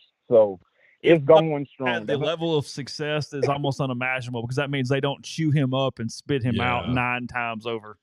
He is Ask Mike Shula how those things go sometimes. He's not done Christmas at the in-laws yet. You know what I mean? I mean, we're not there yet. Now, I do agree with you that Cal looks like a freaking mess in Fayetteville. Well, that's a mess. No question about that. I'm just talking about the Mark Pope part of this. Yeah. They still won the breakup. Yeah, no matter what. Yes. But before we crown him, can we lose a round of 64 game and then no Oakland or St. Peter's yet? Come back to me when they lose to Bethune-Cookman. Who'd they lose to? Was it Robert Morris? Robert Morris. Okay. So let's let that happen. I mean, guys, he was the head coach at BYU last year, and they lost to Duquesne in the first round. I mean, I remember that because I had BYU. That's all I'm saying. So when they lose to Duquesne this year in the first round in San Jose or something, let's see that fall out before we go, yes, he's there for 15 years. I'm not prepared to go there yet. Now, if you want to go that the Cal thing in Fayetteville's teetering on disaster already, They probably like Billy Gillespie through about 10 games too. Yeah, thank you. He seems like almost too nice of a guy for Kentucky. But I will say this: there seems to be zero chance that it ends up being Mike Woodson at Indiana. I mean, that's a disaster, dude. He just keeps. They should have got fired at the end of the year, but he just kind of keeps hanging on. It's like, oh my god. They should have got Dustin. They should have just cut the bait and got Dustin May last year instead of letting him go to Michigan. They should have just did it. I don't. Not even gonna say. I mean, what? No, say it, man. Come on, man. Yeah. This is going to be the hard part for Ole Miss fans. They think the Kiffin thing pops up every year. Mm-hmm. The beard thing. Beard thing is going to be an annual. Yeah. Yeah. Yeah. Because if I'm putting together a list at Indiana right now, he's on it. A Bob Knight guy. Hey, I'm gonna tell. 1,000,000%. Oh yes, Chris Beard is on. Wears it on the chest. Dude wears quarter zips that has Bob Knight's name on it. It's gonna be a thing. I'm just saying. And he wants to. You don't have to beg people at Indiana to come to the games. They're gonna be there. I'm not saying he's leaving at all. I'm just saying. What are you saying? Yes, and then another thing is you need to really hope. And it seems like he's turned it around at North Carolina, but Hubert Davis, and that's a same thing for me with Bruce Pearl. I keep my fingers crossed that these blue bloods, that they got these guys just do enough to hang on. Because you with Carolina, that'd be fun. Oh, God. See that? No, man, no. Oh, no. I stumbled on a list of the largest basketball arenas in the country today. I don't know. I was looking for something else and just stumbled across it. Assembly Hall, 17,472, holds 16th largest. Is that right? Yeah. Wow. That's 16th at 17,000 actually is more surprising to me. It doesn't look that big on TV. I've never been there. Grind, how many of the top 10 you think you can get? Top 10 largest basketball stadiums in the country or arenas in the country. I was gonna say Assembly Hall looks like a cool place to watch a game. Like if it's on my if I was a college basketball bucket list guy, seems like a place where an intriguing venue to watch a game. Oh, yeah, cool as hell. Yeah, Neal said Thompson Bowling at Tennessee. That is the largest SEC arena. Holds 21,678, and it's the fourth largest in the country. I want to say didn't they sell the name? Ain't it Food City this year? Oh, is it Food City Arena? I haven't seen that. I want to say it's food. I want to say they've been calling it Food City. Yeah, just to give everybody the answer here real quick because I did bring it up. Syracuse, obviously the number one in the country because of the wireless dome. 35,000. The Yum Center in Louisville, 22,090. North Carolina, the Dean Smith Center, 21,700. Tennessee, Thompson Bowling, 21,600. Georgetown, Capital One Arena, 20,600.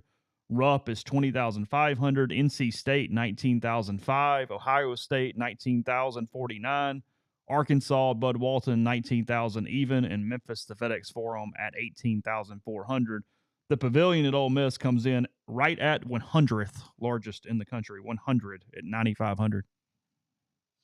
Auburn at 106, 9,121 for Neville Arena. And dude, you do not know how damn hard it is to get a ticket, bro. Oh, I bet. Mom of $200. Am I crazy? I don't want to do the overreach thing because we're only 4 games into the conference schedule. Am I crazy for thinking Auburn might throw a 16-2 in this league? I was looking at that. Quick trivia. Do you know the past 2 coaches to put up a 16-2 record or better in the SEC? Cal at Kentucky. Nope. Okay. Did Will Wade throw one up? Yep. Will Wade and Nate Oates. Okay, there you go. That should be a guy that should be harder than what he is. But I guess the yuck should be off of him with the era that we in. Why wouldn't Indiana hire him? Well, we were all fine with Ole Miss going and getting him last time if they didn't get Beard. Our list in the podcast area here was Chris Beard and Will Wade. Yeah. Well, look, you guys are more like laissez-faire, laissez-faire reporters. When it you've got some reporters, that cover universities that keep a little stick up there. You know what? That they wouldn't have been, acting the way you guys acted. Not at all. But what do you guys think Ole Miss final record in conference is going to be now? What's the updated? What you thinking? Updated record. Neal set the over-under at 10.5 or even higher the other day. Yeah, I would do over-under today at 10.5. Oh, might go 11. Ken Palm is projecting 11-7. That's like a 4 seed. Like the thing about it is, I was looking at Lenardi's projections, and he hasn't did anything since Ole Miss beat Bama. But as of right now, he had Ole Miss playing the winner of Iowa, New Mexico in the play-in game. He has Ole Miss as a 6, playing an 11 seed, and then if they win that, they will play 3. Yeah. Which I mean, that bracket, just the bracket that Lenardi put up, it had. I want to say it had Duke, Tennessee, UConn, Michigan, Houston, and Ole Miss, and I was like, oh. All right, Ole Miss 4-0. I'll do best case, worst case. So we'll do best case first. They win at state, which I think they could. Mm-hmm. Beat A&M at home, so that's 6-0. Win at Missouri. The problem with best case is you only give them like 3 losses. I know, like, but I'm going to go back and do worst case. Then I'm going to meet in the middle. Okay. They beat Texas. We're 8-0 at this point. Lose to Auburn, 8-1. Beat Kentucky, 9-1. Win at LSU, 10-1. Win at South Carolina, 11. Beat State at home, 12. Win at Vandy, 13. Lose at Auburn, 13-2. Beat Oklahoma, 14. Lose to Tennessee, lose to Florida. You got them at 4 losses. So 14-4 feels the ceiling. All right, and that still had them losing 2. And that would be good enough for what, the third, maybe the second seed. 14-4. They're a 2 or a 3 seed. All right, so worst. They're 4-0. They lose to State 4-1. Beat A&M 5-1. Lose at Missouri 5-2. Beat Texas 6-2. Lose to Auburn. Lose to Kentucky 6-4. I think they win one of the two. Split the two. So 7-5. Is that right? Is that right? 7-5. Beat State at home. Lose at Vanderbilt. 8-6. Lose to Auburn. 8-7. Beat Oklahoma. 9-7. Lose to Tennessee. Lose to Florida. 9-9. And I had best case at 14. Yep. So 14 divided by -9 is 5. Divide that by 2.5. So yeah, the over under is 11-ish. 11-ish. Yeah. It's amazing. How's that for science? Like it's science right there. Listen, not everybody. You guys, those of you who didn't go to ULM, you don't know how to do that. That's science. I'm not gonna say. I mean, they win compared to last grind. They win 12 if they just win every game that Ken Palm has them with at least a 60% chance of winning. Yeah. Not even any toss up or underdog. Just give them every game. They're 60 or better. They go 12-6. 12-6 in the SEC would get you a 4 seed. It would, I believe, in the tournament. I think so. I believe that would get you a 4 seed. It's amazing what Beard has done, bro. It's amazing. Like, like I said, let me tell you, listen, seriously, if that team goes 12-6 and is a 4 seed in the NCAA tournament, the amount of crow that has to get served all over the place. I'd have to eat some too, but don't get me wrong. But like, even the biggest homers didn't predict that. Even the people who always go, hey, what do you think about Ole Miss basketball? Oh, they'll probably go to the Final Four. Yeah. Those people didn't do that. And when you get a 4 seed, you've got a legitimate shot to get to the second weekend. If in a world where he took this team in year 2 to a second weekend, dude. Yeah. I mean, has some checkbook issues, but my last thing before I let you guys go, I'm gonna hit you with a little football trivia. My newfound love, Texas. They have, if you look at the teams, their record versus SEC teams, including this past season, there are 2 teams in the SEC that have never beaten the Longhorns, and there are 2 programs that the Longhorns have a losing record against. Do you know the 2 programs that have never beaten the Longhorns and the 2 programs that the Longhorns have a losing record against? And they played them, obviously. They've never beaten. I'm sorry. The team that's never beaten them is Missouri, maybe. No, Missouri. No, Missouri has beaten Texas. Mississippi State's never beaten them. No, Mississippi State actually, due to the blowout this year, Texas finally has a winning record against Mississippi State at 3-2 all time against the Bulldogs. They've never lost to Vanderbilt. They actually have a losing record to the Commodores. They're 3-8, including this year all time. 20s, Vanderbilt was like Alabama under Saban.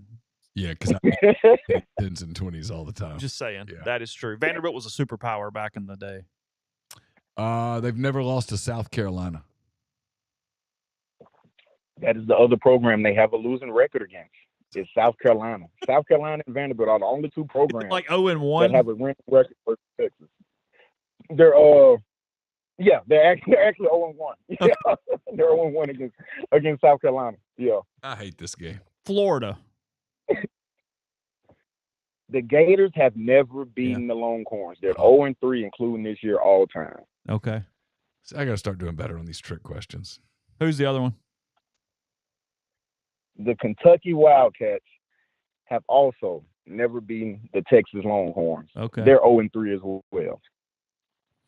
So that was just a little trivia. I knew that would kind of throw you off. You guys did good by not guessing like Alabama or Georgia or somebody like that. So no, I was trying to be a little more creative with it, so that makes sense. Okay. Yeah. Well, yeah, man. I appreciate you guys taking my call. Hope you guys have a blessed one, man. Appreciate Thank it, you, buddy, Ryan. as always.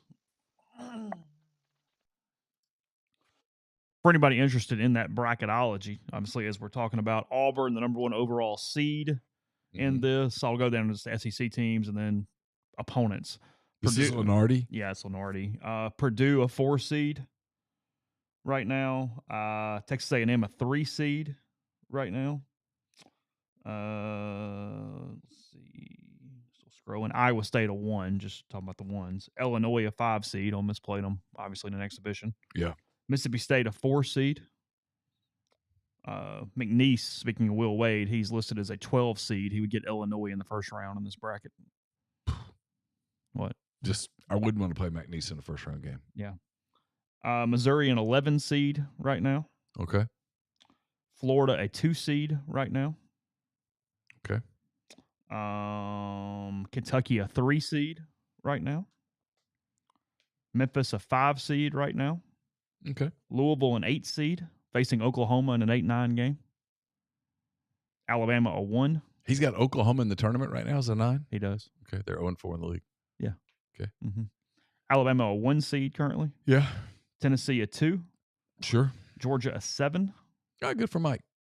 Ole Miss, a 6. Sure. Playing, again, New Mexico or Iowa in the first round. Although right now, if you told me that based on today, Ole Miss got a 6 seed, I would say they kind of got underseeded. Mm-hmm. But again, this bracket means nothing, everybody. But, that would be the Bullshit. bracket. Okay. That would be the bracket of Why all does hell Lenardi and hate hell. Ole Miss so much? This bracket, these top 6 seeds, Duke a 1, Tennessee a 2, Houston a 3, Michigan a 4, UConn a 5, and Ole Miss a 6. It's not the bracket you want to get in, No, guys. That's not no. where you want to head. You'd rather not. Is there a different choice? Now, this was prior to the win over Alabama. Oh, okay. Well, then okay.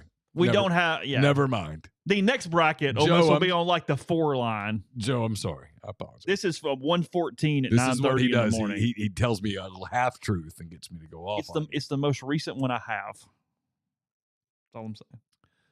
So I sent you a thing today. You did. Let me see if I can find it. Ole Miss is 18 in ESPN's power ranking for the week. I don't know who this guy is. He's a sport. He works for Bleacher Report, Gary Miller. co-host of the Unnamed Bracketology podcast. He says teams in the SEC sitting pretty in terms of just making the tournament. This was wild. Auburn, Alabama, Florida, Kentucky, Tennessee, Mississippi State, Ole Miss, Texas A&M. Sitting pretty. In other words, just they're in. You're in. Yeah, it's fine. Currently in. Certainly in for now. Certainly in for now. I was needing my glasses. Thank you. Missouri, Georgia, Oklahoma. Bubble. Texas, Vanderbilt. Worth discussing. LSU and Arkansas. In other words, metrics. That's 15 of the 16 teams. Yeah, for someone only keeping South score. Carolina's out. And that's where I've talked about metrics. Like, if you're in. Now, the Big Ten's showing really well on this list, too. Yeah, Big Ten right now. Sitting pretty is Oregon, Purdue, Illinois, Michigan, Michigan State. Currently in for now, Wisconsin, Maryland. On the bubble, UCLA, Nebraska, Ohio State, Iowa. Worth discussing. USC, Indiana, Penn State, Northwestern. Yeah. It's almost like the Big Ten and the SEC are going to dominate college sports. Yeah.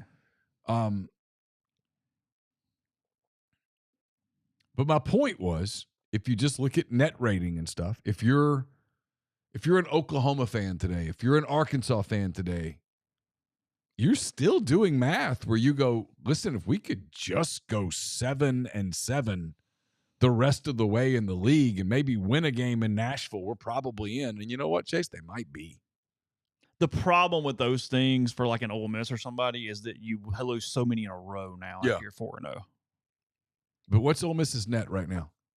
16? 16. I mean, you're going to have a hard time dropping out of the 30s. Because you don't play anybody to fall out. That's what I'm saying. You're kind of going to have a great net.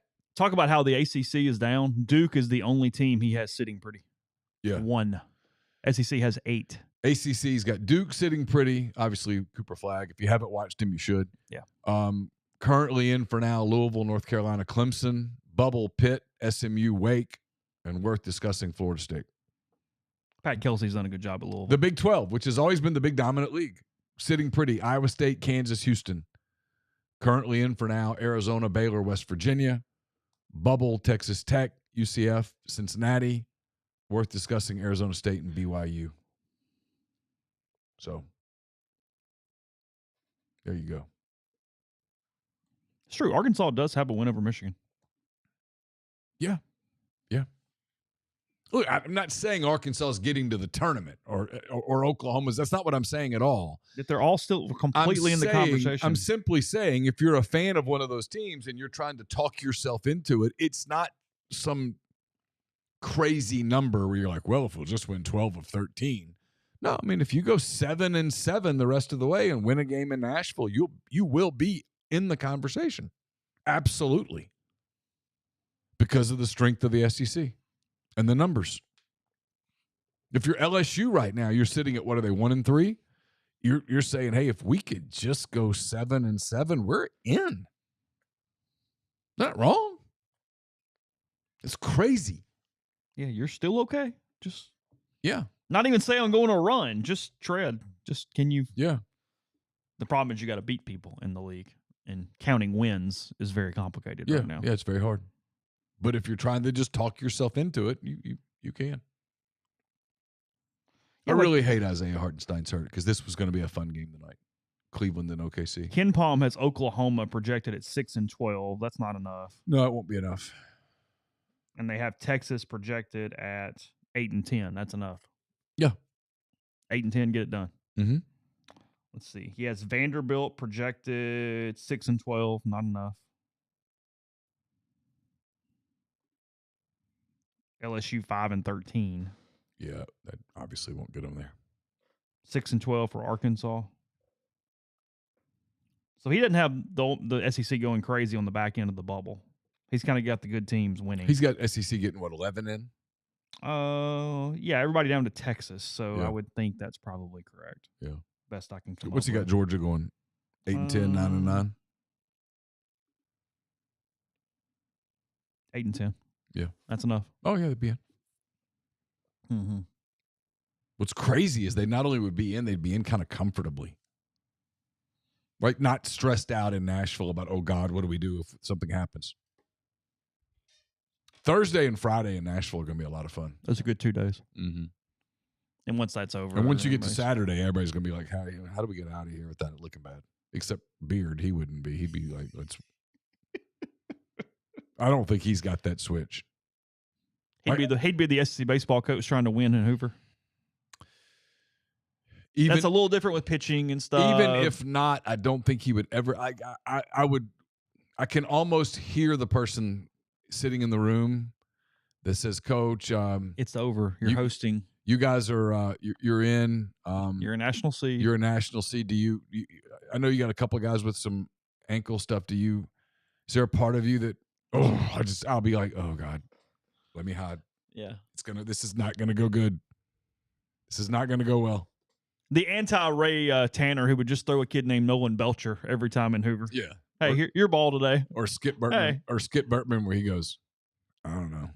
I'm not answering that. In other words, yes, we're trying to lose today.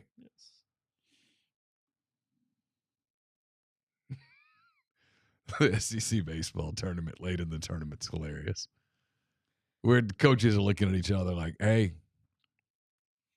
I got to get out of here. Please win.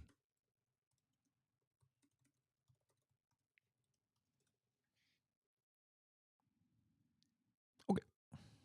We're about to close. I'm getting texts, and it's a valid thing here. NIL? I mean, yeah. I got one Title last IX? thing. Okay. I had somebody send me a text, and I mean, he probably doesn't care if I out him, but we'll just keep it whatever. Okay. He goes, I get who we're dealing with here, but how does this make coherent sense? If I gave Austin Simmons $400,000 tomorrow to come to our dental office, the school is held responsible for that and has to match it? I mean, it's a valid question. I mean, if it's Title IX and you're actually enforcing the letter of the law, so you either tell Austin no, or you just have to create $400,000 somewhere for the whatever. If you're interpreting Title IX as I'm not. Well, I mean, I'm interpreting their comment. If you're what I meant to say was if you're interpreting Title IX as financial assistance, then yes. I've told you this for a long time. You and I've had this argument. Not argument, but I've said, well, what about Title IX? And everybody goes, well, it won't be a factor. This isn't holding up next week. I don't think so. This is bluster for somebody who's... I mean, probably. But I mean, I agree with you. It's not possible. I literally possible. Well, we've done it so far. There's a reason that...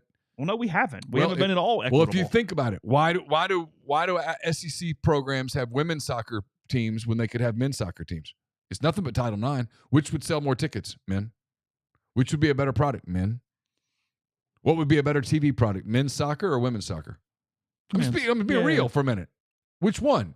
Men, yeah. Why don't they do it? Title IX. Yeah, scholarships. That's it. Yes, the SEC baseball tournament is single elimination, all 16 teams. Yeah, they've officially admitted that it doesn't. They're punting. They're just, we're going to play, whatever. They're not going to create their own barrier for teams to not get selected. No. Everybody coming. Just play it and be done. There'll be double buys and the whole damn deal. You think? Oh, yeah. We got 16 teams. Yeah. I mean, I didn't know if they just play. No, I think they're double buying it. Okay, whatever. No, Bonefish closed in Hoover. Oh, did it? Yeah. That's a shame. I poured one out from the homies. That's no more tough. fresh tuna. I have to go into Birmingham now and go to Bodega or somewhere instead. That's tough. I don't know. Jay Alexander's still there, I think. Is it? Hey, it's fine. I got no issues with Jay Alexander. No. I can't even make fun of it. I mean, it's worse places. It's fine. You know exactly what you're getting. Sure. I mean, don't go in wearing the tux and expecting the whole deal, but it's all right. That'd be funny. Go in thinking you're woven into... If you wore a tux to Jay Alexander's and you weren't a high school kid going to the prom, that'd be funny. Yeah, Jay Alexander's open right now. How about that? It closes at 9:30, however. Oh. Feels early. What's on the menu at Jay Alexander's? It's your normal little steakhouse. Let's see. Don't make this complicated. Just give me a freaking menu. Hoover. It wants like me to tell you where I'm at so I can give you the menu. Yeah. You got fresh fish. Yeah, See? I mean, yeah, that's what see? it is. That's They why. shipped that in from Vietnam last Tuesday. You got daily soup. You got deviled eggs with sugar-cured bacon and homemade pickle relish. I hate a deviled egg, by the way. I do too. Despise it. Crispy chicken, spinach con queso, grilled artichokes, Hong Kong shrimp. Spinach con queso. It's Go ahead, I'm sorry. $15. I'm sure. Bunch of That salads. Velveeta's not cheap, man. Asian ahi tuna salad, Yeah. seared rare. Yeah, I bet it See? is. Right off. Thawed out right off the boat in Vietnam. You wouldn't want to eat rare tuna in Hoover? No. I would not. Got a bunch of sandwiches. You got your prime ribs, your hot chicken sandwich, your Nashville hot chicken sandwich. Uh-huh. Yeah. Okay. Steak and fries, fresh pasir with butter, blah, blah, blah, blah. Steak Maui, a marinated ribeye with smashed red potatoes. I don't know what makes it steak Maui. They might have marinated it in pineapple juice. There you go. I know Harvey's and Tupelo has always done that. They had a ribeye. They always marinated in pineapple juice. New York strip, aged beef with mac and cheese, filet mignon with béarnaise. That comes with a loaded baked potato and slow roasted prime rib. aged Midwestern beef, au jus, smashed red potatoes. Mm-hmm. And they have a bunch of specialties as well, obviously. Sure. Baby back ribs, crab cakes, more ahi tuna, grilled salmon. See, if you serve both crab cakes and Old world lasagna is on the list. if you're serving all this, I know this was previously frozen by what's the food? Cisco, thank you. Yeah, come on. Or was Jeffrey's Place Conagra? Yeah, some other people. Yeah, I mean, I'm better off just going to. But all jokes aside, like if you're in Hoover and just need something, it's fine. It's here. It's fine. And I mean, you guys live over there. Obviously, you're giving better recommendations to me. There's a pretty good restaurant kind of bar area that's actually over by the Galleria.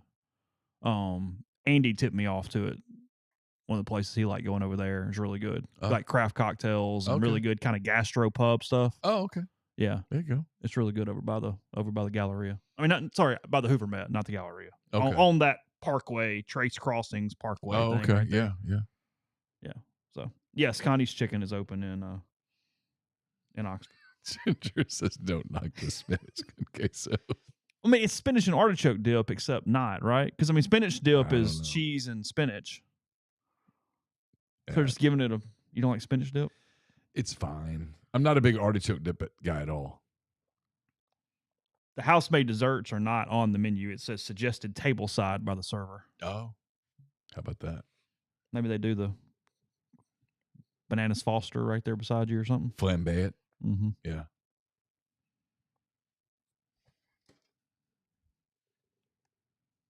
So we should have you do when you go to the SEC baseball tournament. We should have you live stream your meal at Jay Alexander's. I've had some uncomfortable experiences there over the years, going with other people. I wonder how they serve their old fashioned. Muddled with plenty of club soda, I have a hunch. Yeah. I mean, just grinding those cherries in that damn thing. I mean, just.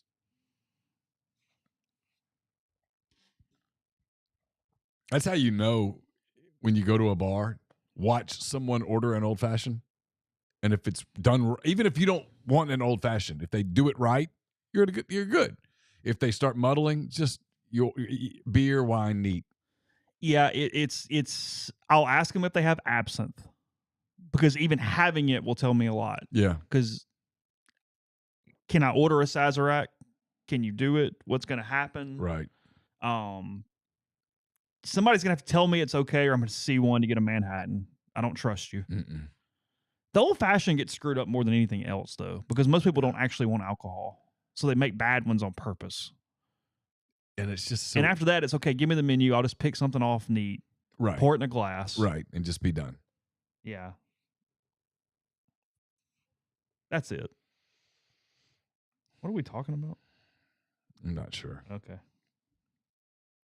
I missed the first. No, Mark, we're not going to be on for another 20. I got to get to high school soccer. Grind said for $40,000 a week, would you rather have lunch with an MSNBC commentator every weekday for a year, or compete in a food eating contest every weekend? Neal would rather have the lunch with Rachel Maddow 365 times. God, we'd kill each other by the end. Or you would just sit in silence and eat your meal. Yeah. You'd wear each other down over time. And by like the third month. Hey, Rachel, let's not talk. Just eat your chili con queso, your spinach con queso, and let's. You put AirPods in. How about those Tigers, huh? And just let it be. You got a baseball team? Yeah, that's what I'd say. Like, do you have a team? NBA? You got a team? You like anything? You a Wizards fan? Anything but kicking puppies? What do you got? Yeah. Like, what are we doing? All right, good. Temple in Memphis tonight. When you're not castrating small children, what do you like? Get a movie genre you like. We could figure it out, right? Hey, let's figure out what movies, TV shows. Come up with something. You find something with almost anybody. Yeah, we probably have some common. Hey, you like that food? Yeah, I mean, you like anybody that's halfway human, you can come up with something for a meal. Yeah. Do you have like a James Patterson book thing that you like? Because we could start kind of. We might do book club. We could do a little book let's club. Read the books and we'll talk about it. Yeah, it's fine. Yeah, we'll figure it out. Tomorrow we're gonna eat here and we're gonna do chapters 4 through 8. Yeah. And when current events come up, we'll be like, no. No.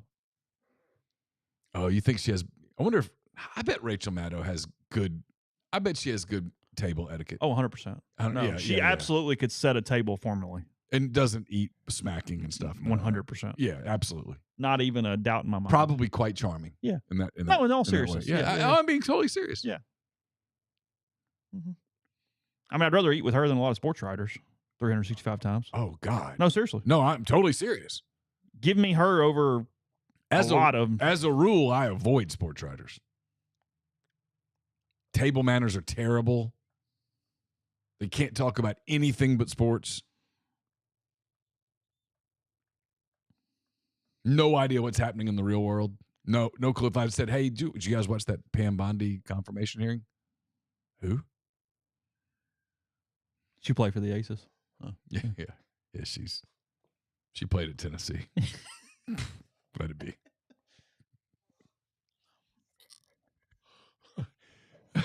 Joy Taylor. I'm one of the fortunate ones. I don't partake. I'm so out of that. That is so not a part of my deal that I don't even know who all the people are. I don't think Skip Bayless paid that much money for or offered. I don't buy that. That strains the realms of credulity. They make the Pizza Hut pizzas look pretty good on the TV. Yeah, they do. Ordered Domino's last week for Carson and all his crew, and just ordered some for me too because I got in from the LSU game. And it's fine. Domino's thin crust, it's fine. No, it's fine. I don't mind Pizza Hut either. It's fine. No, it's good. Yeah. No, Domino's is cool. Now, thin crust is the way to go. Yeah. Mm-hmm. Don't all day. Yeah. All good. It's not Ferdinand's, but then again, you have to drive all the way out to Ferdinand's. And I was at that moment did not have time to drive to Ferdinand's. They were quick. They brought it to me. Really? Yeah. Okay. Yeah, it was fast. They still did. Back in the day, it was 30 minutes or less, or it's free. Used to be. I don't think that was a thing, but they were here in less than 30 minutes. And they have the little update. It's in the oven. They're on their way. Oh yeah, they'll tell you where it's at. Yeah, I mean, from a customer service standpoint, on a 1 to 10, I would give Domino's a 10 last Saturday. I mean, no joke. And in terms of like expectations of the pizza, it's fine. It's great. We get Marco's some just because it's close. Oh, really? Yeah, and it's fine. I'm not sure I've ever had that. Yeah, they have some other stuff too. It's pretty good. Like, so you can, even somebody who doesn't want pizza, you can find something. They have a chef salad that's not bad. Oh, like, okay. yeah, there's some sandwiches. Like, you can kind of make it work. They do the pizza bowls without the crust. So if you're trying to avoid some carbs, you can just still throw all the toppings and cheese and stuff in there. And some lettuce. It's pretty. I mean, if you want it, but not typically. It's good. Good. That's good. They have a deluxe one that I really like, actually. Oh, okay. Marco's. Yeah. Okay. Yeah, it's good stuff. They deliver? They do. Oh, how about that? And they do the same thing. They tell you where it's at in the oven. Bring it on out. It's all good. Oh. Mm-hmm. Yeah, see, people can do the whole Domino's thing, slander.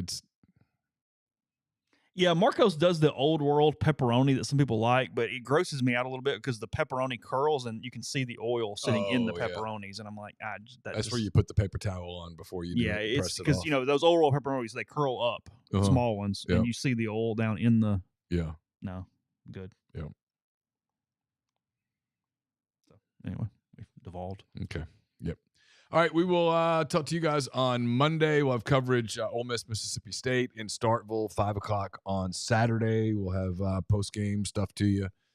All of that from that contest, and I'll have 10 weekend thoughts to you on Sunday, and then we'll be here on Monday. That's obviously a big day nationally. I think it's one of the coolest days in our country, regardless of who's becoming president. The whole peaceful transfer of power thing that does not happen everywhere else. It happens here, and I think it's one of those really things that's uniquely American. So, yeah, I don't have time. Thank you for appreciate it. Anyway, have a great weekend. Be safe out there, and we'll talk to you guys on Monday.